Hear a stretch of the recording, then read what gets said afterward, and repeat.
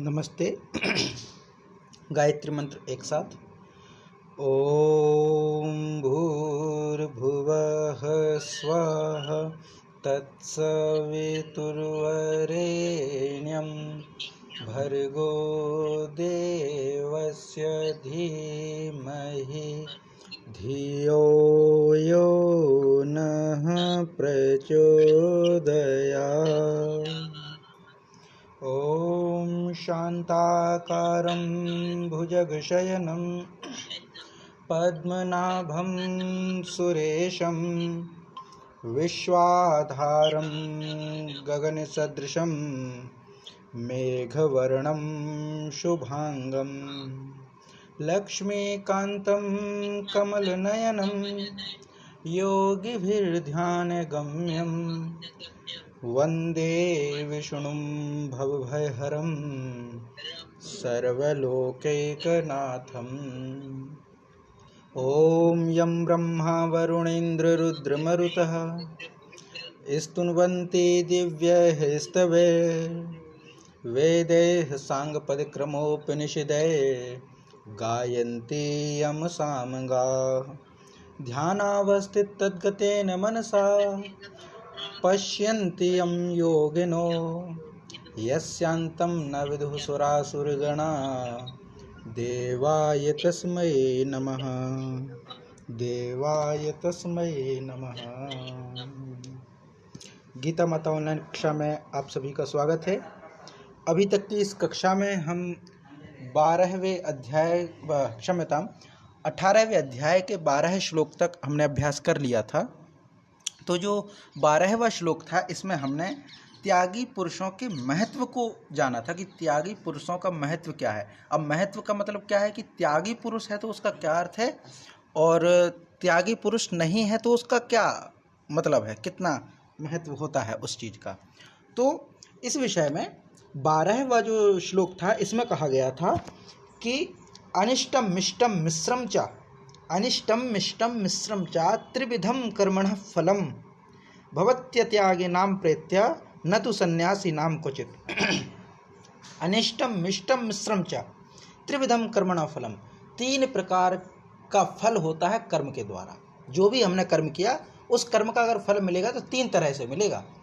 या तो इष्ट जैसा हमने चाहा था, या अनिष्ट जैसा हमने नहीं चाहा था, या फिर मिश्र मिला हुआ, इष्ट और अनिष्ट दोनों, 2 तरह का, दोनों मतलब 3 तरह का फल मिलेगा। किसको? जिसने अत्यागी नाम प्रेत्य, अत्यागी नाम माने जिसने कर्म फल का त्याग नहीं किया उसको। हमने कर्म किया लेकिन कर्म के फल को हमने नहीं त्यागा, कर्म के फल की आशा हमने नहीं छोड़ी, तो 3 प्रकार का फल मिल सकता है। जैसी हमने मन में आकांक्षा रखी थी वैसा, जैसी हमने मन में आकांक्षा नहीं रखी थी वैसा, या फिर मिला करके कुछ वैसा, दोनों मिला दो तो मिश्र हो जाएगा। तो 3 तरह का कर्म उसको मिलेगा जिसने कर्म के फल का त्याग नहीं किया। भले वो मर जाए तब भी उसका फल तो मिलेगा ही। ये है प्रेत्य से मतलब है मरने के पश्चात भी कर्म का फल नहीं छूटता। जो हमने बीज बोया है, बीज बोने में जो हमने कर्म किया है उसके फल को दुनिया में कोई नहीं छोड़ सकता। वो मिलना तय है, कम ज़्यादा हो सकता है पर मिलेगा अवश्य, कोई नहीं रोक सकता। ये निश्चित है, ये प्रकृति का सिद्धांत है, इसको कोई नहीं तोड़ सकता, कोई नहीं बदल सकता। जब अवतार भी इस दुनिया में आए ना तो उनको भी इसी नियम का पालन करना पड़ा कि प्रकृति के नियम के बंध में रह करके ही उन्होंने देखा कि जो आपका कर्म है उसके अनुरूप आपको फल मिलेगा ही, आपको फल मिलेगा ही। एक श्लोक आता है, श्लोक पूरा ध्यान नहीं आ रहा है, उसमें ये कहते हैं कि आपके द्वारा किया हुआ जो कर्म है वह कर्म का फल आपको वैसे ही ढूंढ लेता है। हाँ, यथा धेनु सहस्त्रेषु वत्सो गच्छति मातरम, यथा धेनु सहस्त्रेषु वत्सो गच्छति मातरम तथा यच्च कृतं कर्म कर्तारम अनुगच्छति। जिस प्रकार हजारों गायों की भीड़ में गाय का बछड़ा अपनी माँ को खोज लेता है, जिस प्रकार हजारों गायों की भीड़ में गाय का बछड़ा अपनी माँ को खोज लेता है, ठीक उसी प्रकार कर्ता के द्वारा किया हुआ कर्म का फल अपने कर्ता को खोज लेता है। इतनी कठोरता से ये बात कही गई है। तो कर्म के फल को बदलना, रोकना नामुमकिन है। बस इतना हम कर सकते हैं कि उस कर्म के फल का चिंतन ना करें। जब कर्म के फल का चिंतन नहीं करेंगे तो जो फल मिलेगा वो ना इष्ट होगा ना अनिष्ट होगा। इष्ट अनिष्ट तो तब होगा ना जब हम सोचेंगे हमने ऐसा कर्म किया तो इसका फल ऐसा मिलना चाहिए, तब वो होगा इष्ट या अनिष्ट या मिश्र। पर जब हमने कुछ सोचा ही नहीं तो ना वो इष्ट होगा ना अनिष्ट होगा ना मिश्र होगा। ये है यहाँ पे। तो जो कर्म फल का त्याग कर देता है उस मनुष्य को कर्म के फल पहले ही इच्छा नष्ट हो जाती है, तो फिर उसके लिए ये अर्थ नहीं रह जाता है क्या इष्ट है क्या अनिष्ट है क्या मिश्र है।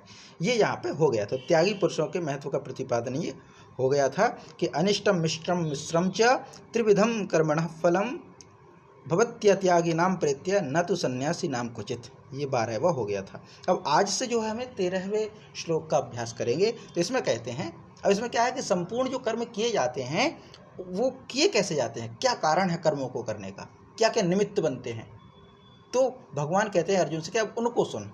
क्या कहते हैं कि पंचेतानि महाबाहो कारणानि निबोध में सांख्ये कृतांते प्रोक्तानि सिद्धये सर्वकर्माणाम।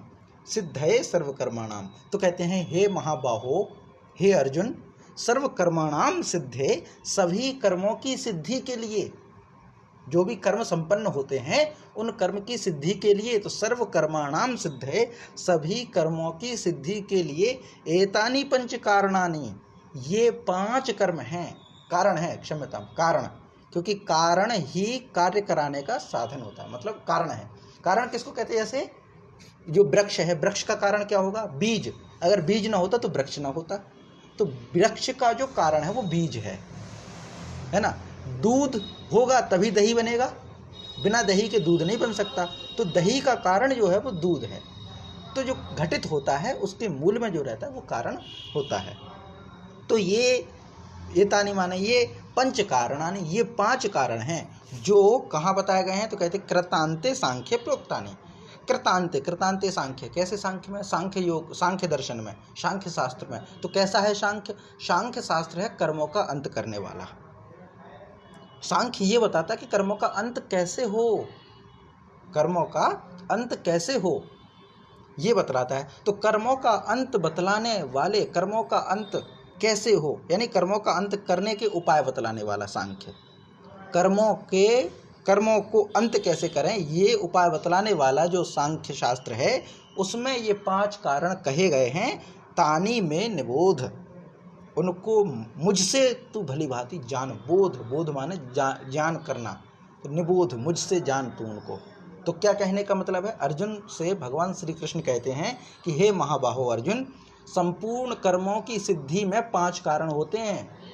5 कारण होते हैं जो कर्मों को सिद्ध कराने में महत्वपूर्ण होते हैं। और 5 के 5 कारण जो है कृतांते सांख्य प्रोक्तानि, सांख्य शास्त्र में कहे गए हैं। तो कहते हैं कैसा सांख्य शास्त्र, तो कहते हैं ऐसा सांख्य शास्त्र जिसको हम कहते हैं कृतांते, माने जो कर्मों के अंत की ओर ले जाता है। कर्मों का अंत तो नहीं हो सकता, लेकिन सांख्य शास्त्र ये रास्ता बताता है किस तरह से हम अपने कर्मों के माया जाल से धीरे धीरे छूट सकते हैं। वो रास्ता जरूर बताता है। फल तो मिलेगा ही, कुछ कर्म छूट सकते हैं, कुछ करना ही पड़ेंगे, अनिवार्य कर्म करने पड़ेंगे। तो ऐसी एक व्यवस्था है जो सांख्य शास्त्र में कही गई है। तो कृतांते सांख्य शास्त्र प्रोक्तानि माने कर्मों के अंत का उपाय बताने वाले सांख्य शास्त्र में जो कहे गए हैं, क्योंकि कर्मों का ही विधान है उसमें। तो कर्मों से छूटेंगे कब, जब कर्मों के कारण को जानेंगे। जब कर्मों के कारण को जानेंगे तभी तो उस कर्मों से छूटने का उपाय होगा। कारण जानो, कारणों को खत्म करो तो उपाय खत्म हो जाएगा, यही उपाय हो जाएगा कर्मों से छूटने का। तो सांख्य शास्त्र में कर्मों के बंधनों से कैसे छूटा जाए ये बताया गया। तो ऐसे 5 कारण, कर्मों की सिद्धि के 5 कारण सांख्य शास्त्र में कहे गए हैं जो तू मुझसे सुन, भगवान ये कहते हैं। तो अगर सीधी एक लाइन में कहें तो भगवान ये कह रहे हैं कि हे अर्जुन, अब तुम मुझसे कर्म के 5 कारणों को जानो जो सांख्य शास्त्र में कहे गए हैं। बस ये है, सांख्य शास्त्र में कर्मों के 5 कारण बताए गए हैं। कर्म क्यों होते हैं, तो बोले 5 कारण हैं उनके, जिसके बदले में हम कर्म करते हैं। तो उन कारणों को मुझसे तू जान, वो सांख्य शास्त्र के अनुसार है। ये पूरा इसका एक भाव हुआ। तो पंचेतानि महाबाहो कारणानि निबोध में, पंचेतानि महाबाहो कारणानि निबोध में सांख्ये कृतांते प्रोक्तानि सांख्ये कृतांते प्रोक्तानि सिद्धये सर्वकर्माणाम, सिद्धये सर्वकर्माणाम। तो ये है कि पंचेतानि महाभाव, हे महाभाव 5 ये कारण हैं जो सभी कर्मों की सिद्धि के लिए जिम्मेदार हैं। ये सांख्य में कहे गए हैं, अब तू उनको मुझसे जान। तो ये पंचेतानि महाबाहो कारणानि निबोध में, पंचेतानि महाबाहो कारणानि निबोध में, सांख्ये कृतांते प्रोक्तानि, सांख्ये कृतांते प्रोक्तानि सिद्धये सर्वकर्मणाम, सिद्धये सर्वकर्मणाम। पंचेतानि महाबाहो कारणानि निबोध में, सांख्ये कृतांते प्रोक्तानि सिद्धये सर्वकर्मणाम, सिद्धये सर्वकर्मणाम। जी, इसका पाठ कीजिए माता जी।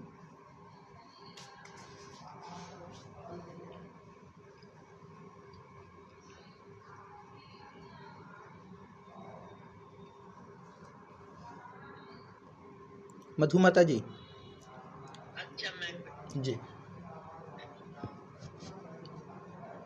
पंचेतानि महाबाहो कारणानि निबोध में, पंचेतानि महाबाहो कारणानि निबोध में, सांख्ये कृतांते प्रोक्तानि, सांख्ये कृतांते प्रोक्तानि सिद्धये सर्वकर्मणाम, सिद्धये सर्वकर्मणाम। जय माँ। अब ये 13वां श्लोक हो गया। इसमें भगवान ने ये कह दिया कि मैं 5 कारणों को बताऊंगा। तो आगे वाले जो श्लोक है उसमें भगवान 5 कारणों का बोध कराते हैं। तो कहते हैं 5 कारण कौन कौन से। तो इसमें कहते हैं अधिष्ठानम तथा कर्ता करणम च पृथक विधम, अधिष्ठानम च तथा कर्ता, अधिष्ठानम तथा कर्ता करणम च पृथक विधम, विविधाश्च पृथक चेष्टा, विविधाश्च पृथक चेष्टा, देवम चैवात्र पंचमम, देवम चैवात्र पंचमम। तो कहते हैं इसमें 5 कारण हैं। एक है अधिष्ठान, एक है कर्ता, एक है करण, एक है क्या इष्टा चेष्टा, और एक है देव। ये 5 कारण हैं। तो 5 कारणों को पूरा एक्सप्लेन करेंगे क्या। तो कहते हैं हे अर्जुन, अब जो 5 कारण हैं उनका व्याख्या करते हैं। तो कहते हैं अत्र अधिष्ठानम, इस विषय में कर्मों की सिद्धि में जो पहला कारण है वह है अधिष्ठान। अधिष्ठान का मतलब क्या है? आश्रय, जो कर्म का आश्रय है, आधार है, माने जिसके आश्रय कर्म किए जाएं, जिसका आश्रय लेकर के कर्म किया जाए वह अधिष्ठान है। जिसका आश्रय लेकर के कर्म किए जाएं वह आश्रय है। जैसे हम कोई कर्म करते हैं तो कहाँ बैठ के कर रहे हैं, कहाँ रह के कर रहे हैं, वो आश्रय होता है। आश्रय तो हम समझते हैं कि आश्रय दिया, घर में आश्रय दिया। आश्रय देना माना आधार देना, स्थान देना। तो जहाँ रह कर के कर्म किया जाए वो अधिष्ठान कारण होगा। एक वो अधिष्ठान है। अधिष्ठान से ध्यान रखना, आश्रय, जो कर्मों के करने के लिए आश्रय प्रदान करे वो अधिष्ठान है। तो जिसके द्वारा मतलब जो जिसके आश्रय द्वारा कर्म किए जाएं उसका नाम है अधिष्ठान, एक चीज। दूसरा आता है कर्ता। कर्ता माने जो कर्म करने वाला है। पहला हो गया अधिष्ठान, दूसरा हो गया कर्ता। अधिष्ठान माने जिसके आश्रय में काम किए जाए, कर्ता माने जो काम करने वाला हो, कार्य करने वाला हो, वो कर्ता। तीसरा फिर आता है कर्ण। कर्ण का मतलब क्या है? तो जो कार्य करने के माध्यम है वो कर्ण है। जैसे इंद्रिय आदि को भी कर्ण कहते हैं, और साधन भी होते हैं, वो भी कर्ण होते हैं। वही तो कर्ण है। कर्तुरीप्सितम कर्म, व्याकरण कहता कर्तुरीप्सितमम कर्म, माने कर्तु माने कर्ता के, ईप्सितमम सबसे अधिक इच्छित जो है वही कर्ण है। क्षम्यताम, ये उल्टा कर्म का हो गया। कारण का मतलब साधकतमम कर्म, जो साधना के लिए जो आवश्यक है, कर्ण जो है वह कर्ण है। माने जो साधना करते हैं उस साधन में जो आवश्यक हो, जो महत्वपूर्ण हो, जिसके बिना क्रिया संपन्न ना हो, वही कर्ण है। जैसे हम खाना पकाते हैं तो खाना पकाने के लिए कुछ साधन की आवश्यकता होती है।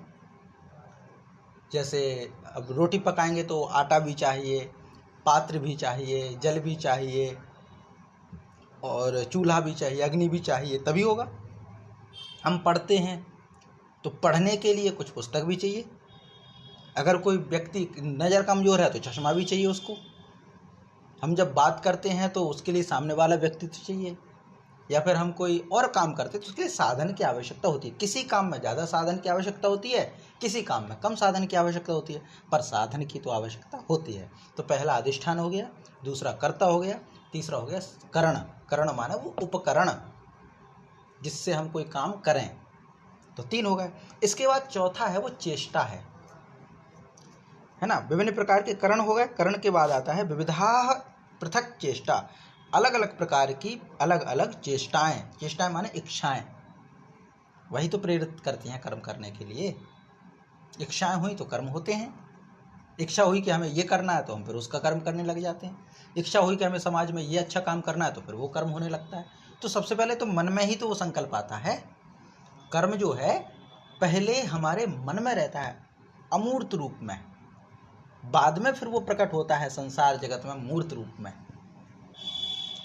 हमारा देश स्वतंत्र हुआ, लेकिन स्वतंत्र होने से पहले ये जो स्वतंत्रता थी, स्वतंत्रता का जो काम था, जो दिखना था, कार्य प्रकट होना था, इससे पहले क्रांतिकारियों के मन में था। ये स्वतंत्रता जो थी वो मन में थी, जो अमूर्त रूप में थी, दिखती नहीं थी। ये स्वतंत्रता है, लेकिन उन्होंने संकल्प किया तो वही स्वतंत्रता फिर प्रकट हो गई। तो चेष्टाओं के बिना कर्म नहीं होता, चेष्टाएं आवश्यक हैं। ये हो गया चौथा। पांचवा जो आता है पंचमम देवम। देवम माने देव। अब देव क्या होता है? तो कहते हैं कि पूर्वकृत शुभ अशुभ कर्मों का संस्कार, पूर्वकृत शुभ अशुभ कर्मों का संस्कार ही देव है, जिसको हम देवीय प्रयोजन कह देते हैं। जैसे भगवान कराए, अब भगवान कराए, वो भगवान को इंटरेस्ट नहीं है इसमें कि आपसे क्या अच्छा काम कराए, क्या बुरा काम कराए। ठीक है, प्रेरित करते हैं, गुरुजनों के आज्ञा होती है, आदेश होते हैं, लेकिन किसको होती है आदेश? जिसके बारे में जानते हो। भगवान किसी को निर्देश देते हैं कि बेटा तुम्हें ऐसा करना है, सपना देते हैं कि तुम्हें ऐसा करना है। क्यों? क्योंकि पूर्व के हमारे कुछ संस्कार तो होंगे, पूर्व के कुछ हमारे उन्होंने देखा तो होगा कि हाँ ये अच्छा काम करता है, कुशल है, उसी व्यक्ति को तो देंगे, किसी को तो नहीं पकड़ा देंगे कि भाई हमारा ये जो है ऐसा काम कर देना। किसी को अगर हम कोई काम सौंपते, जैसे कहते हैं ना ईश्वर ने हमें काम सौंप दिया कि आज़ादी कराओ, देश को आज़ाद कराओ। महात्मा गांधी अक्सर ऐसे ही कहते थे कि मुझे तो ईश्वर ने भेजा है, जब तक ये देश आज़ाद नहीं होगा तब तक मैं बार बार जन्म लेता रहूँगा, अंतिम आदमी जब तक सुखी नहीं होगा तब तक मुझे मोक्ष नहीं मिलेगा। माने बहुत सारे क्रांतिकारी अपने को ये कहते थे भगवान ने हमें इसलिए भेजा, ईश्वरीय योजना थी बड़ी कि ये देश को आज़ाद होना चाहिए, स्वतंत्र होना चाहिए, ये चीज़ें सब चलती हैं। तो अब ईश्वर ने अगर जिम्मेदारी दी है, ईश्वर ने अगर जिम्मेदारी दी है तो कुछ योग्यता देख के ही दी होगी, ऐसे हर किसी को तो नहीं दी। स्वामी विवेकानंद एक मंदिर में पहुंचे तो वहाँ पे देखा भग्नावशेषों को, देखा मूर्ति के टूटे हुए अस्थि पंजरों को, देखा कि अलग अलग ये मूर्ति टूट गई है, इसके गर्दन यहाँ डली है, आक्रांताओं ने मंदिर को खंड कर दिया, तोड़ दिया। वहाँ पे बैठे और बहुत बुरा लगा उनको, और उन्होंने प्रकट होके कहा, क्षम्यताम, प्रकट होके नहीं, उन्होंने सोचा, स्वामी विवेकानंद ने, अरे ये मंदिर कितना अच्छा था, इन दुष्टों ने मंदिर को तोड़ के रख दिया। अब मन में संकल्प आता है कि मैं इस मंदिर को दोबारा से पुनर्स्थापना कराऊंगा, ये जो मूर्ति टूट गई है मैं यहाँ पे दूसरी मूर्ति प्राण प्रतिष्ठा कराऊंगा और नया मंदिर, मतलब इसी को जीर्णोद्धार करके दोबारा इस मंदिर को बनवाऊंगा। इतने में वहाँ जो माता थी जिनका मंदिर था प्रकट हुई तो कहते हैं कि बेटा मंदिर मेरा तोड़वाया मैंने, बनवाने वाला तू कौन, तुझे किसने जिम्मेदारी दी? तो बोले माँ मैं क्या करूं बताओ। बोले तुझे मंदिर बनाने के लिए मत नहीं भेजा, तुम्हें भेजा है तुम युवाओं को जागरूक करो, इस देश के लोगों को जागरूक करो, समाज को जागरूक करो, समाज की बुराइयों के खिलाफ लड़ो, समाज के लोगों के हृदय में मंदिर बनाओ, इसके लिए तुम्हें भेजा है। तो स्वामी विवेकानंद उसके लिए फिर काम किया, और ये ईश्वरीय काम है। लेकिन ईश्वरीय काम ईश्वर सौंपता कब है? जिसको देवीय प्रयोजन कहते हैं। भाई तुम ये समाज काम क्यों करते? तो कहते भगवान की इच्छा, भगवान ने हमें इस काम में लगा दिया, ये तो ईश्वर का काम है, ईश्वरीय काम है, ईश्वर का काम कर रहे हैं हम। तो कहते ना हम तो कुकर राम के, पठा लिखा दरबार, तो हम तो राम के कुकर हैं, कुत्ते हैं, नौकर हैं, जो राम करा रहे हैं वो हम कर रहे हैं। लेकिन राम आपसे ही क्यों करा रहा है, किसी और से क्यों नहीं करा रहा है? तो कहते हैं कि पूर्व शुभ अशुभ कर्मों का संस्कार हमारे लिए, कर्म के लिए आगे आता है। हम आज गीता जी पढ़ पा रहे हैं, हम यहाँ तक बैठे हैं, इस चीज़ को समझ पा रहे हैं, कर्मों के अर्थ को समझ पा रहे हैं, तो क्या इसी जन्म में संभव हो गया? पता नहीं कितने जन्मों की यात्रा चली आ रही है। कौन से शुभ कर्म किए थे हमने जो हमें मनुष्य योनि मिली, उसमें से भी शुभ कर्म थे जो हमें भारत में जन्म मिला, उसमें से भी शुभ कर्म थे कि हमें ऐसी बुद्धि मिली जो हम इन चीज़ों को समझ पाएँ, रुचि जाग पाए इनमें, तब जा करके हम ये कर पा रहे हैं। और कृपा होगी तो हम उन कर्मों को अनुसात करेंगे, आत्मसात करेंगे, अपने एक्टिविटी में लाएंगे इन कर्मों को कि भाई कर्म करो तो इच्छा मत रखो, ये जो ज्ञान प्राप्त कर रहे हैं इसका अप्लाई करेंगे। तो ये जो चीज़ें हैं वो देवीय प्रयोजन रहता है। लेकिन देवीय प्रयोजन बनता कैसे है? तो देवम जो यानी कारण जो होता है कार्य का, पांचवा कारण जो देव है वो हमारे पूर्व में किए गए शुभ अशुभ कर्मों के द्वारा बनता है। पूर्व में किए गए शुभ अशुभ कर्मों का संस्कार ही देव है, उसी को देवीय प्रयोजन कह लीजिए कि अरे देवता की तो ऐसी इच्छा थी, हमारे भाग्य में यही लिखा था। लेकिन भाग्य बना कैसे? भाग्य को बनाने वाला कर्म ही है। भाग्य और कर्म में कर्म ज़्यादा महत्व का है। किसी के साथ अगर बुरा होता है तो हम क्या कहते हैं? किसी के साथ बुरा होता है तो हम क्या कहते हैं? हम ये कहते हैं कि अरे अभी तो तुमने अच्छा किया लेकिन इससे पहले तुमने गलत किया होगा, पूर्व जन्म का कोई लेन देन होगा, यही कहते हैं ना कि पूर्व जन्म का कोई हिसाब किताब रहा होगा इसीलिए ऐसा हो गया, कोई बात नहीं। कोई दुराचारी है, उन दुराचारियों को देखते हैं तो उनको भी कई बार ऐसा लगता है कि अरे ये तो हमेशा दुष्ट ही थे, इनको कैसे अच्छा हो गया, ये तो लोगों का बुरा ही चाहते हैं हमेशा, इनको क्यों अच्छा हो गया। तो ऐसे ही एक देखा, एक शिष्य के मन में एक इच्छा जागी। उन्होंने एक साधु संत से बोला, बोले बाबा जी मेरे मन में बहुत अच्छी इच्छा है, सद्भावना है, मैं हमेशा लोगों का अच्छा करता हूँ, लेकिन मुझे बुरा क्यों हो गया, मुझे कांटा चुभ गया। और मेरे सामने एक बहुत दुष्ट व्यक्ति जो दूसरों का बुरा करने की सोचे, हमेशा उनको नीचे गिराने की सोचे, उसको सोने का सिक्का मिल गया और मुझे कांटा चुभ गया, ऐसा क्यों? तो बाबा जी थोड़ा ध्यान लगाते हो कहते हैं, बोले बेटा ये सब देवीय प्रयोजन है, देवताओं के द्वारा किया गया ये सब। बोले कैसे? बोले इसके पहले संस्कार थे। कैसे संस्कार? तो कहते जिसको सोने का सिक्का मिला उसको आज राजा बनने का योग था, बड़ा खजाना मिलने वाला था, राजा बन जाता वो, लेकिन उसके कर्म अशुभ थे, तो उन कर्मों के संस्कार ने उसको वो जो राज बनने का राजयोग बन रहा था, राजा बनने का योग बन रहा था, उसको घटा करके सोने के सिक्के पे लाके खड़ा कर दिया। अगर इसके शुभ कर्म होते, अशुभ ना होते तो ये राजा बन जाता आज, पर ये सोने का सिक्का लेकर के हो गया इसका काम। बोले मैं? बोले बेटा तुम्हें जो है आज मृत्यु थी, तुम्हें जो है आज मृत्यु थी, तुम्हें दंड मिलता, सूली पे चढ़ाया जाता तुम्हें, लेकिन तुम्हारे शुभ कर्म थे इसलिए वो जो बुरा कर्म था वो कम होकर के तुम्हें कांटे में निकल गया। तो हमारे सामने जो परिस्थिति आती है वो कहीं ना कहीं हमारे पूर्व में किए गए शुभ अशुभ कर्मों का रहता है। पर इसका मतलब ये नहीं है कि हम भाग्य के आधार पर ही बैठ जाएं, ये कभी नहीं है कि हम भाग्य को ही आधार बना के बैठ जाएं, क्योंकि भाग्य का निर्माण कर्म से हुआ, तो भाग्य बदलेगा तो कर्म से बदलेगा। इसीलिए भाग्यवाद के पीछे ज़्यादा मत पड़ो, कर्म को करो, पुरुषार्थ को करो, और कर्म जब अच्छा होगा तो भाग्य धीरे धीरे धीरे धीरे अच्छा हो ही जाएगा। दुनिया की कोई ताकत नहीं है, अगर आपका कर्म अच्छा है तो दुनिया की कोई ताकत आपको नीचे नहीं गिरा सकती। बस अभी अगर कर्म का फल नहीं मिल रहा है, अभी अगर गलत मिल रहा है, इसका मतलब ये है कि अभी शायद हमारी साधना वो तक नहीं पहुंची, कुछ पिछले जन्मों के लेन देन हैं जो छूट रहे हैं। शुभ कर्मों का फल भी हमको ही मिलेगा, ये निश्चित है। तो यहाँ पे जो बात कही गई है कर्म के आधार पर, तो देवीय प्रयोजन ज़्यादा महत्व का है, रहते ही हमारे कर्म के संस्कार।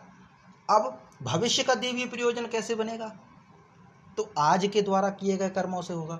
आज का जो हमारा देवीय प्रयोजन है वो भूतकाल में किए गए कर्मों के आधार पर था। तो कर्म की सिद्धि में 5 कारण महत्वपूर्ण हैं। उनमें से एक है अधिष्ठान, जो कर्म का आश्रय होता है, एक होता कर्ता जो कर्म को करने वाला होता है, एक होता करण जिसके माध्यम से कर्म किया जाए, और चौथा होता है चेष्टाएं माने इच्छाएं, कौन सा काम करने की इच्छा होती है। सात्विक बुद्धि होगी वो सात्विक कर्म की इच्छा होगी, राजसिक बुद्धि होगी राजसिक कर्म करने की प्रेरित करेगी, तामसिक बुद्धि होगी तामसिक कर्म के लिए प्रेरित करेगी। तो ये चेष्टाएं हैं, इच्छाएं। फिर आता है देवम माने हमारा संस्कार, जैसे हमारे पूर्व कर्म के संस्कार होंगे वैसे ही हमें कर्म करने के लिए प्रेरित करेंगे, हमारे सामने वैसी परिस्थितियां लाएंगे। ये चीज़ें रहती हैं। तो 5 ये चीज़ें हो गई हैं जो कर्म के आधार हैं, कर्म का कारण है। इनके बिना कर्म नहीं होता। कर्म अगर होता है तो ये 5 चीज़ें वहाँ पर रहती हैं। तो ये पूरा इसमें है। तो इसका पाठ करते हैं कि अधिष्ठानम तथा कर्ता, अधिष्ठानम तथा कर्ता, करणं च पृथग्विधं, करणं च पृथग्विधं, विविधाश्च प्रचेष्टा, विविधाश्च पृथक्चेष्टा, देवं चैवात्र पंचमं, देवं चैवात्र पंचमम्, अधिष्ठानं तथा कर्ता, करणं च पृथग्विधं, विविधाश्च पृथक्चेष्टा, विविधाश्च पृथक्चेष्टा, देवं चैवात्र पंचमं, देवं चैवात्र पंचमम्। जी, इसका पाठ कीजिए माता जी। अधिष्ठानं तथा कर्ता, करणं च पृथग्विधं, विविधाश्च पृथक्चेष्टा, दैवं चैवात्र पंचमम्। अधिष्ठानं तथा कर्ता, करणं च पृथग्विधं, विविधाश्च पृथक्चेष्टा, दैवं चैवात्र पंचमम्। जय माँ। इसके पश्चात अब आगे कहते हैं भगवान इसी से जोड़ करके कि शरीर वांग मनोभिर यत् कर्म प्रारभते नरः, शरीर वांग मनोभिर यत् कर्म प्रारभते नरः, न्याय्यं वा विपरीतं वा पंचेते तस्य हेतवः। शरीर वांग मनोभिर यत् कर्म प्रारभते नरः, न्यायं वा विपरीतं वा पंचेते तस्य हेतवः। अब इसमें क्या कहते हैं तो इसके विषय में भगवान कहते हैं आगे कि नर माने जो मनुष्य है वह शरीर वांग मनोभी, शरीर माने जो हमारा ये शरीर है, वांग माने वाणी है, मन माने मन है। तो 3 प्रकार से होता है क्या, न्यायम व विपरीतम वा, या तो शास्त्र के अनुकूल या शास्त्र के विपरीत। यत् कर्म प्रारभते, जो कुछ भी कर्म करते हैं, तस्य एते पंच हेतवा, उसके 5 कारण हैं जो हमने पढ़े। अब इसमें भी देखिए क्या कह दिया, अगर इसको हम और बारीकी से देखें तो बहुत मतलब विश्लेषण हो सकता है इस चीज़ का कि मनुष्य जो कर्म करता है या तो वो शास्त्र के अनुकूल करेगा या शास्त्र के विपरीत करेगा। धर्म का पालन होगा तो शास्त्र के अनुकूल होगा, धर्म के विपरीत करेगा तो शास्त्र का उल्लंघन होगा। तो चाहे वो शास्त्र के अनुकूल कर्म करता है, चाहे वो शास्त्र के विपरीत कर्म करता है, और कर्म 3 प्रकार से होता है, मनसा वाचा कर्मणा। मनसा माने मन में चिंतन कर लिया 1, वाणी से कह दिया 2, शरीर द्वारा एक्ट कर दिया, प्रस्तुत कर दिया वो 3। तो मनसा वाचा कर्मणा माने मन के द्वारा, वाणी के द्वारा, शरीर के द्वारा जो भी हम शास्त्रानुकूल कर्म करते हैं या शास्त्र के विपरीत कर्म करते हैं, उसके ये 5 कारण हैं। चाहे हम मानसिक कर्म करें तो उसके भी 5 कारण होंगे, चाहे हम वाचा कर्म करें तो उसके भी 5 कारण होंगे, चाहे हम शारीरिक कर्म करें उसके भी 5 कारण होंगे। तो अगर हम किसी के बारे में कुछ सोचते हैं, कोई कर्म करने का विचार करते हैं, तो उस कर्म को विचार करने में भी ये 5 कारण हैं। वाणी से जब हम ये बोलते हैं तो उसके भी 5 कारण हैं। शरीर द्वारा जब हम कोई कर्म करते हैं तो उसके भी 5 कारण हैं। भले हम फिर कर्म वो विपरीत करें या शास्त्र के अनुकूल करें, कुछ भी करें। शास्त्र के विपरीत माने कोई भी ऐसा कर्म जो नहीं करना चाहिए वो कर्म करें, किसी को सताना, किसी को कष्ट देना, किसी के माल को हड़पने की कोशिश करना, किसी को कष्ट देना, ये शास्त्र की विपरीत आचरण हो गया। या फिर शास्त्र के अनुकूल करें, यज्ञ करते हैं, सेवा करते हैं, दान करते हैं, या और भी जो तप कर्म करते हैं, वह शास्त्र के अनुकूल हो गए। तो भले मनुष्य शास्त्र के अनुकूल कर्म करे या शास्त्र के विपरीत कर्म करे, भले तीनों में से कोई सा भी कर्म करे, मनसा कर्म करे, वाचा कर्म करे या कर्मणा कर्म करे, मनसा वाचा कर्मणा या शरीर के द्वारा करे, कर्मणा से अर्थ शरीर के द्वारा या शरीर के द्वारा कर्म करे, तो इन तीनों प्रकार से किया गया कर्म, चाहे शास्त्र के अनुकूल हो चाहे शास्त्र के विपरीत हो, कैसा भी हो, जो कुछ भी कर्म किया जाता है वह इन 5 कारणों के आधार पर ही होता है।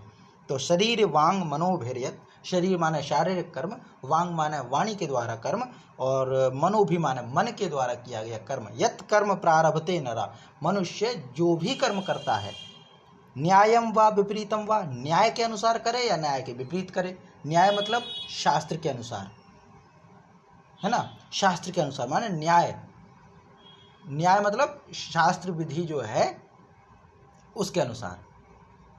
तो शास्त्र जो कहता है, शास्त्र सम्मत माने न्याय सम्मत, है ना। माने कहते थे ना राजा न्याय करता है, तो वो रश्मि रथी में वो पंक्ति आती, भगवान श्री कृष्ण जब दुर्योधन के पास जाते हैं 5 गांव मांगने के लिए, तो यही कहते हैं, दो न्याय अगर तो आधा दो। तो मतलब क्या है, धर्म के अनुसार अगर आप देना चाहो, न्याय के अनुसार देना चाहो, धर्मशास्त्र के अनुसार देना चाहो तो आधा राज्य दे दो, पर ये भी ना देना चाहो तो 5 गांव दे दो। तो ये वहाँ पे तो न्याय मतलब धर्मशास्त्र, धर्म के अनुसार। तो न्यायम वा, या तो न्याय के अनुसार, या विपरीत, या न्याय के विपरीत, जो मनमर्जी हो वो करो। तो दोनों प्रकार के कर्मों में तीनों तरह से किया जाए तब भी 5 ही हेतु होते हैं, 5 ही कारण होते हैं, और 5 की अपना अपना योगदान रहता है, उनके बिना कोई कर्म नहीं होता। कुछ कर्मों में बहुत बारीकी से देखना पड़ता है, बहुत बारीकी से, कि इसमें क्या हेतु था, देवी प्रयोजन क्या रहा होगा, कि हमने तुम्हारे बारे में कुछ गलत सोचा, उसका क्या हेतु रहा होगा, हमने किसी के लिए दान कर दिया, उसका क्या हेतु रहा होगा। तो फिर वो हो सकता है पूर्व जन्म का कोई कर्म आगे आ गया हो, शुभ कर्म अशुभ कर्म। कहते हैं ना कई बार हम कोई दुर्घटना होती है तो हम बाल बाल बच जाते हैं, तो कहते हैं अरे पता नहीं कौन से पुण्य कर्म हमारे आड़े आ गए, हम बच गए इस आपदा से। इसका मतलब क्या हुआ, हमारे पूर्व जन्म के कर्मों का संस्कार भी आगे आ रहा है, और वो हमारे सामने जब कारण प्रकट होता है तो उसको फिर बचा देता है, वो संस्कार हमें रोक लेता है, वो संस्कार हमें गिरा भी देता है,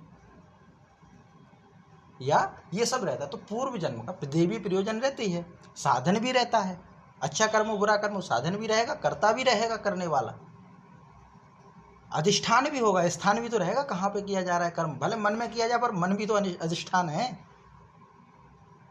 तो ये कारण भी रहेगा कर्म का, कुछ तो कारण होगा। तो ये 5 हेतु उसके रहते हैं। तो यही कहा गया है कि मनुष्य चाहे मन सा कर्म करे, या वाणी द्वारा कर्म करे, या शरीर द्वारा कर्म करे, शास्त्र के अनुकूल कर्म करे या शास्त्र के विपरीत कर्म करे, जो कुछ भी कर्म करता है वह इन 5 कारणों से ही होता है, ये यहाँ पे कहा गया है।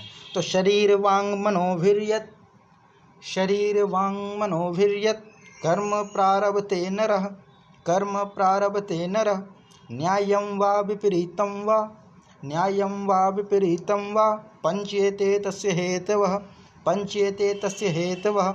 शरीर वांग मनोभिर्यत, शरीर वांग मनोभिर्यत कर्म प्रारभते नरः, कर्म प्रारभते नरः, न्यायं वा विपरीतं वा, पंचेते तस्य हेतवः, पंचेते तस्य हेतवः। जी इसका पाठ कीजिए माता जी।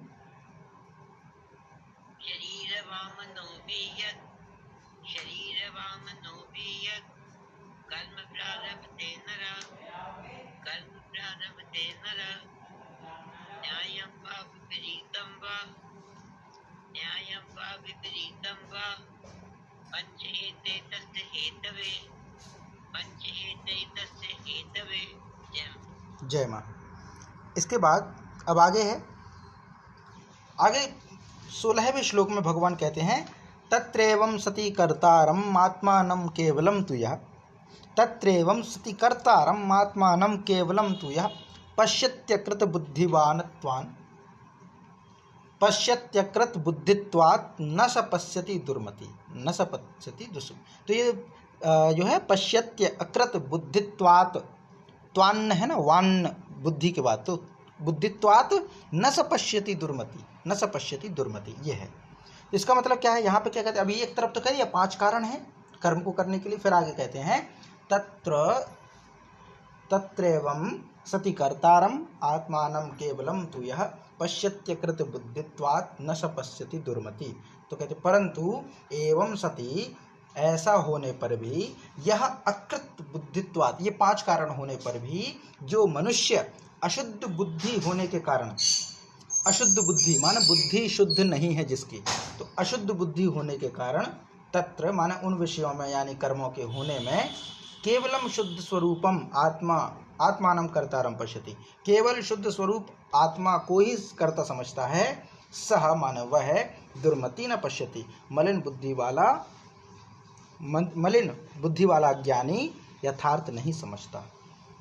मतलब अब इसमें क्या है, अशुद्ध बुद्धि से मतलब क्या है, तो अशुद्ध बुद्धि से मतलब है कि सत्संग शास्त्र के अभ्यास से तथा भगवत अर्थ कर्म और उपासना के करने से मनुष्य की बुद्धि शुद्ध होती है।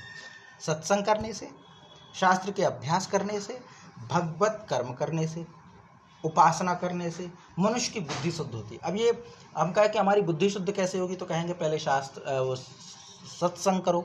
सत्संग माने सत्य वाले लोगों के साथ संग, सत्य का संग, सत्संग।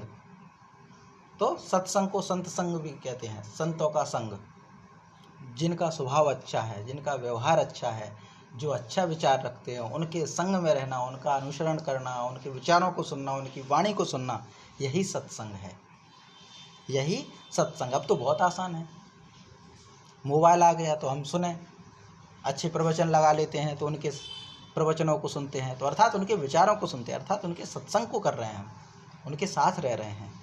तो सत्संग एक, शास्त्र का अभ्यास, जो हमारे धार्मिक शास्त्र हैं उनका अभ्यास करो, भगवत गीता को पढ़ो, रामायण को पढ़ो, महाभारत को पढ़ो, रामचरितमानस को पढ़ो, उपनिषदों को पढ़ो, ये धार्मिक शास्त्र है, इनका बार बार अभ्यास का मतलब रिपीटेशन, एक बार पढ़ो, 2 बार पढ़ो, 3 बार पढ़ो। इससे क्या होगा, एक ही चीज़ बार बार क्यों पढ़ना, क्योंकि एक चीज़ हम एक बार पढ़ें, वही चीज़ दूसरी बार पढ़ें, वही चीज़ तीसरी बार पढ़ें, हमेशा नई होगी।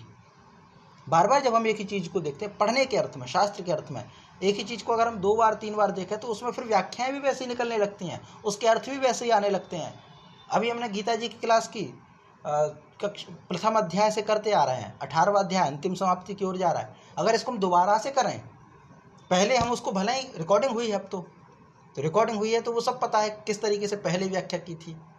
अब अगर वो व्याख्या करनी पड़े तो उस तरह से व्याख्या नहीं होगी, कर ही नहीं सकते उस तरह से व्याख्या, क्योंकि उस समय के अनुभव कुछ और थे, आज के अनुभव कुछ और हैं।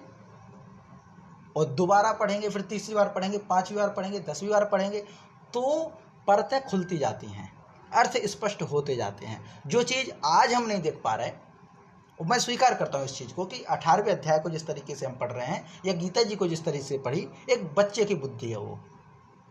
इसको 2 बार करेंगे, 5 बार करेंगे तो और उसमें अभ्यास होगा, और नई नई चीज़ें पता चलेंगी, और अध्ययन होगा, और चिंतन होगा। तो इसीलिए कहा गया कि शास्त्र अभ्यास, एक बार में जो चीज़ समझ में ना आए तो उसको 2 बार पढ़ो, 3 बार पढ़ो, 4, इसी कहते पढ़ते रहो, इससे नई परतें खुलती हैं।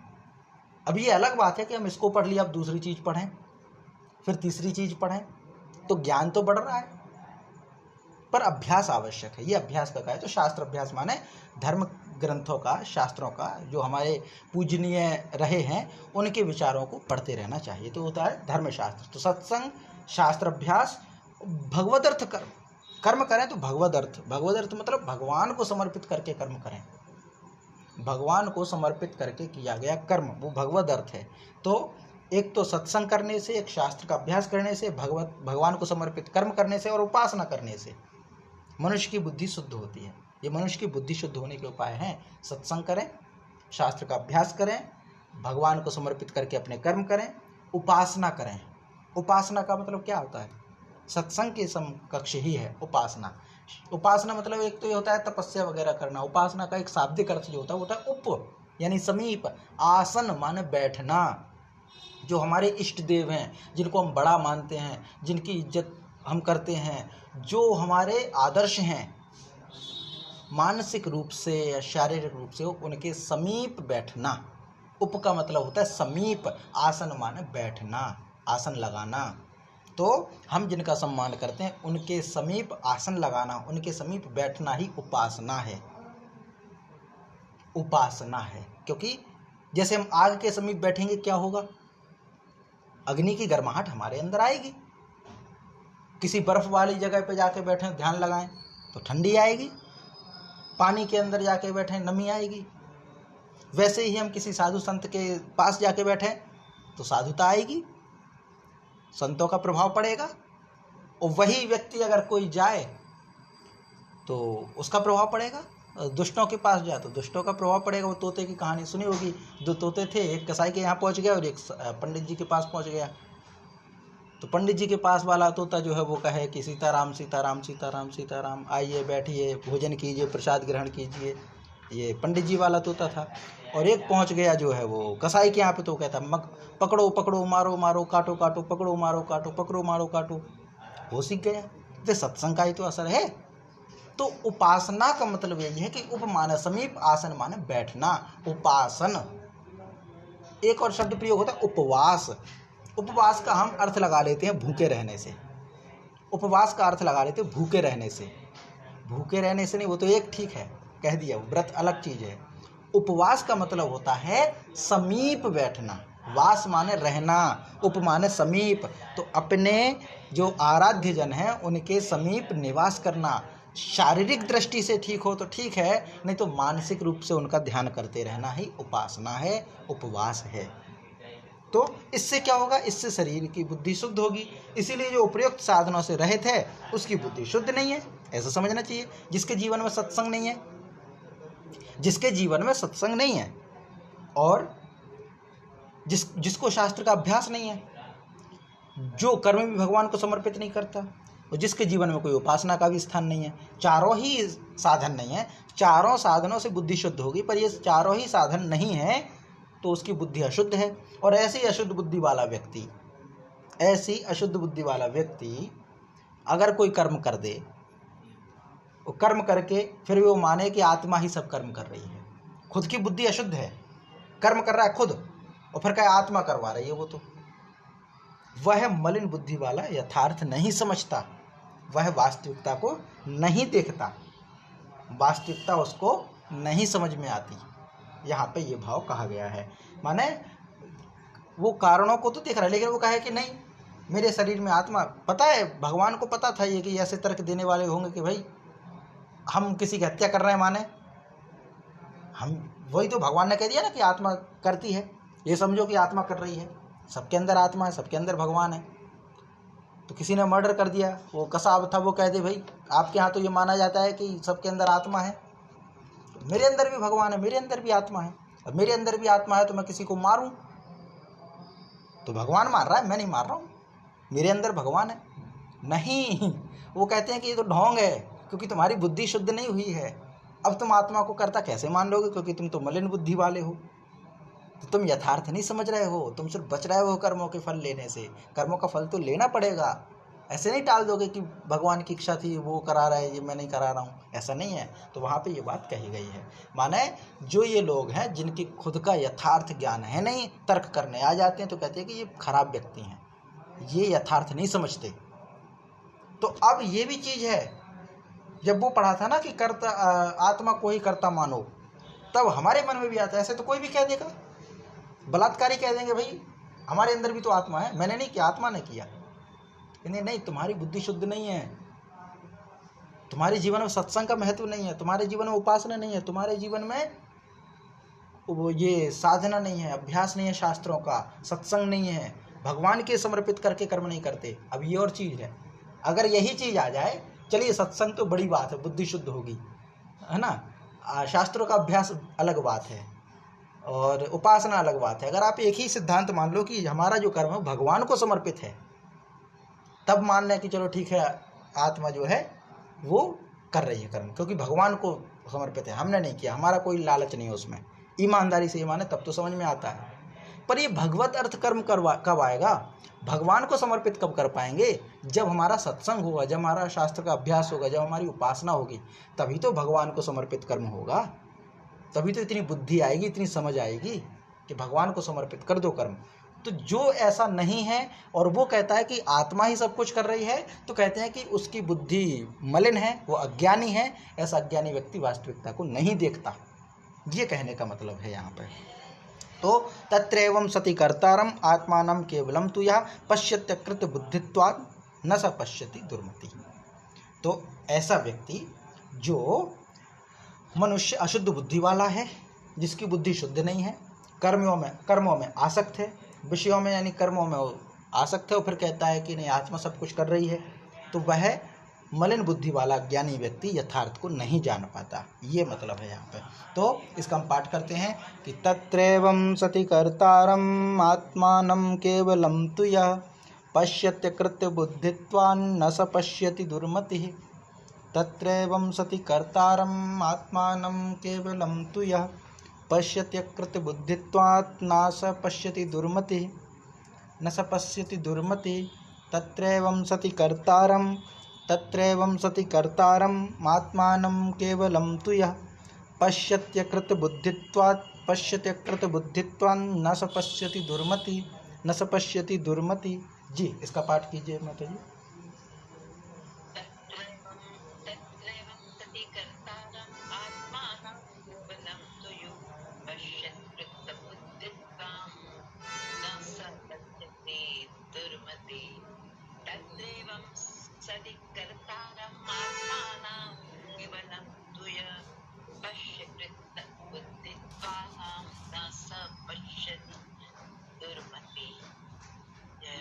जय माँ। अब आगे है, ये तो एक हो गया, दूसरा इसके विपरीत कहते हैं। तो वो क्या कहते हैं, अभी ऊपर वाले में जो था कर्ता स्वयं को मान रहा था लेकिन बुद्धि शुद्ध नहीं थी और फिर आत्मा को दोष दे रहा था कि आत्मा ही कर रही है, इसलिए वह मलिन बुद्धि वाला है। आगे कहते हैं यस्य नाहं कृतो भावो बुद्धिर्यस्य न लिप्यते हत्वापि स इमान् लोकान् न हन्ति न निबध्यते। यस्य नाहं कृतो भावो बुद्धिर्यस्य न लिप्यते हत्वापि स इमान् लोकान् न हन्ति न निबध्यते। तो कहते हैं यस्य माने जिस पुरुष के अंतःकरण में अहंकृतः माने अहं माने मैंने, कृता माने किया, इस कर्म का कर्ता मैं हूँ ऐसा भाव, न माने नहीं है, यस्य अहंकृता भावः न, यस्य न अहंकृत भाव, ये है देखो इसमें जो लिखा ना यस्य नाहंकृतो भावो, यस्य नाहंकृतो भावो, यस्य माने जिसका, भाव न मतलब नहीं है, कैसा नहीं है, तो अहंकृतो माने यह कर्म मैंने किया, ऐसा जिसके अंदर भाव नहीं है, माने जिसके अंदर कर्तापन का भाव नहीं है। और यस्य बुद्धि न लिप्यते, जिसकी बुद्धिर यस्य न लिप्यते, जिसकी बुद्धि सांसारिक पदार्थों में कर्मों में लिप्त नहीं है, माने ना तो वो कर्ता समझता है खुद को और ना ही उसकी बुद्धि लिप्त रहती सांसारिक कर्मों में। स इमान लोकान, वह इन लोकों में हत्वापि मार कर भी न सहंती, नहीं मारता है, न निबध्यते, और ना ही पाप से बंधता है।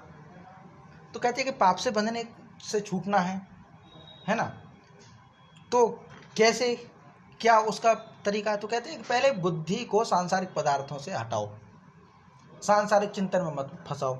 सांसारिक चिंतन से मतलब क्या है, ये काम कर दिया तो क्या अच्छा होगा, ये काम कर दिया तो क्या बुरा हो गया, संसार का ये कर्म, ये चिंतन ही छोड़ दो, और मैं इसका करता हूँ, मैंने ये अच्छा कर दिया, मैंने ये बुरा कर दिया, इस तरह की बुद्धि को हटाओ।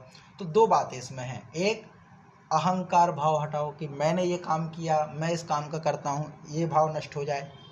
और जिसकी बुद्धि सांसारिक पदार्थों से लिप्त नहीं है, सांसारिक बुराइयों से लिप्त नहीं है, सांसारिक कर्मों से लिप्त नहीं है, वह व्यक्ति, अब ये बहुत बड़ी बात कहते हैं यहाँ पे, वह व्यक्ति सा इमान लोकान हत्वा, इन सभी लोगों को मार कर भी न हंति न निबध्यते, ना तो वह मारता है और ना ही पाप में बंधता है।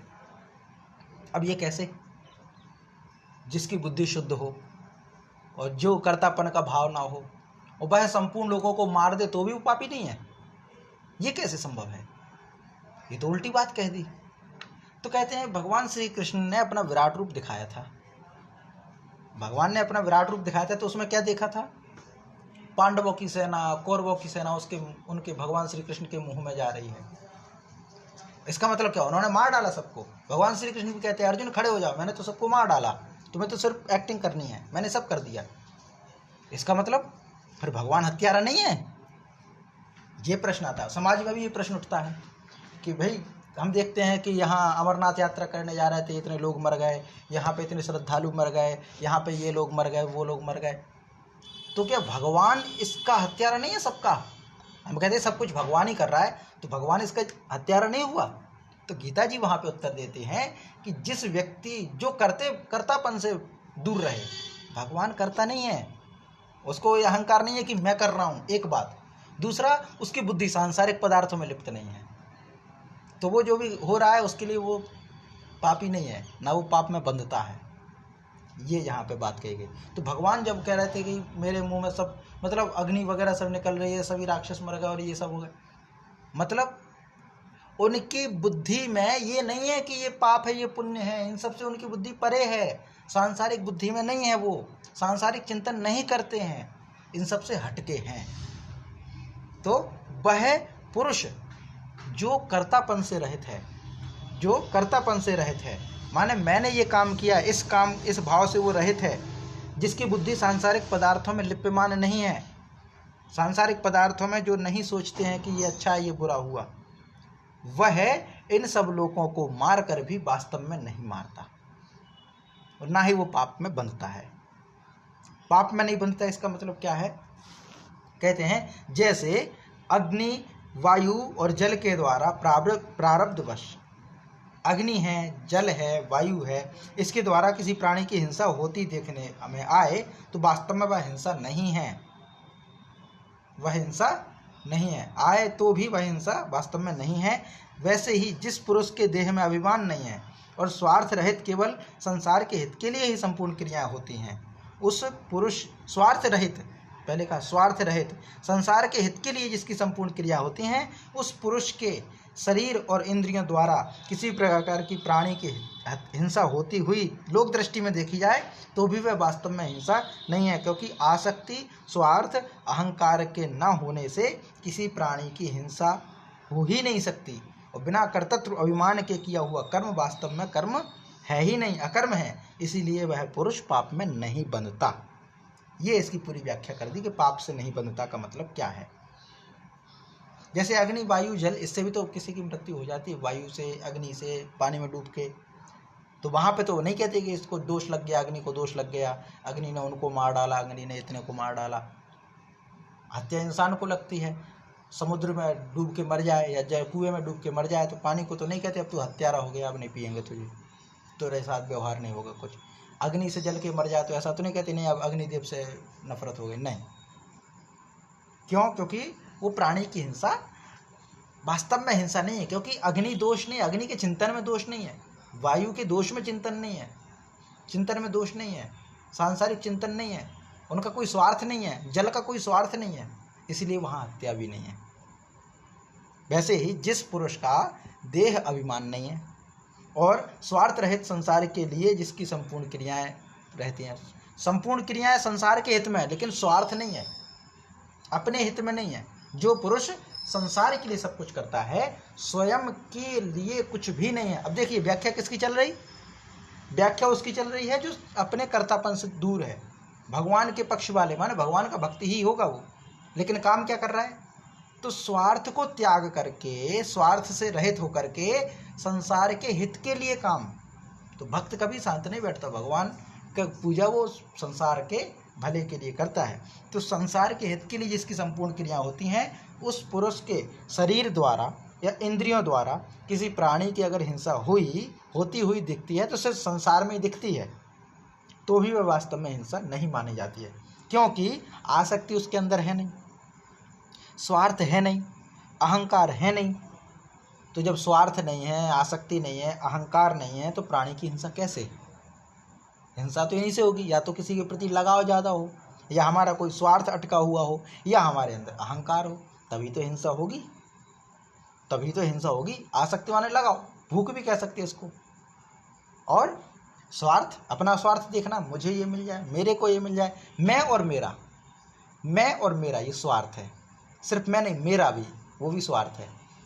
मेरे परिवार के लिए अच्छा हो, इसके लिए भी हत्या कर देना, मेरे देश के लिए अच्छा हो, इसके लिए हत्या कर देना। तो मैं और मेरा, ये मैं और मेरा से जो परे है, अहंकार के वश में ना हो, अहंकार के ना होने से किसी प्राणी की हिंसा नहीं हो सकती है। और बिना कर्तापन का अभिमान, माने कर्तापन नहीं है, मैं करता नहीं हूँ, ऐसा अभिमान, बिना कर्तृत्व के अभिमान के, कर्तापन के अहंकार से रहित होकर के वास्तव में किया हुआ जो कर्म है वह अकर्म है। लोग देख रहे हैं कि ये कर्म हुआ, लेकिन वो अकर्म है, इसीलिए वह पुरुष पाप से नहीं बंधता, वह पाप से बाहर रहता है।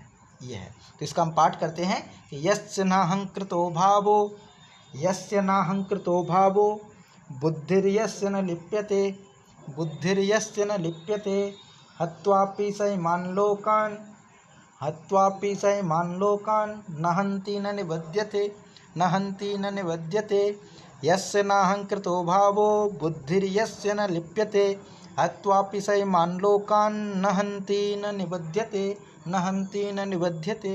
जी, इसका पाठ कीजिए माता जी। यस्य नाहङ्कृत भावो, यस्य नाहङ्कृत भावो, बुद्धि यस्य न लिप्यते, बुद्धि यस्य न लिप्यते, हत्वापि स इमान् लोकान्, हत्वापि स इमान् लोकान्, न हन्ति न निबध्यते, न हन्ति न निबध्यते। जय माँ।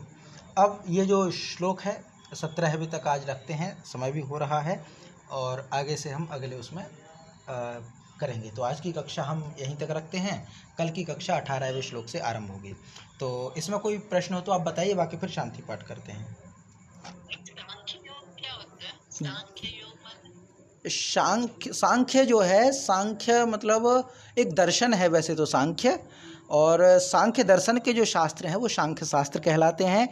और सांख्य योग हमने जो पढ़ा था, शुरुआत में पढ़ा था। सांख्य का मतलब ज्ञान से होता है, योग का मतलब कर्म से होता है। सांख्य मतलब जो ज्ञान संबंधी, जैसे कहते हैं ना ज्ञान मार्ग है एक, तो सांख्य मार्ग है। योग माने कर्म मार्ग है। हाँ हाँ हाँ, जैसे दर्शन है ना, जैसे न्याय दर्शन है, वैशेषिक दर्शन है, वैसे ही सांख्य दर्शन है और योग दर्शन है। जैसे योग दर्शन के प्रणेता पतंजलि हैं, वैसे ही सांख्य के प्रणेता कपिल मुनि हैं। हाँ, तो उनके ग्रंथ हैं, सांख्य सूत्र है, सांख्य कारिका है, ऐसे। जी, धन्यवाद माता जी। जी, शांति पाठ करते हैं। ओम सहनाववतु सहनौ भुनक्तु सह वीर्यं करवावहै तेजस्वनावधीतमस्तु मा विद्विषावहै। ओम शांति शांति शांति। नमस्ते माता जी, प्रणाम।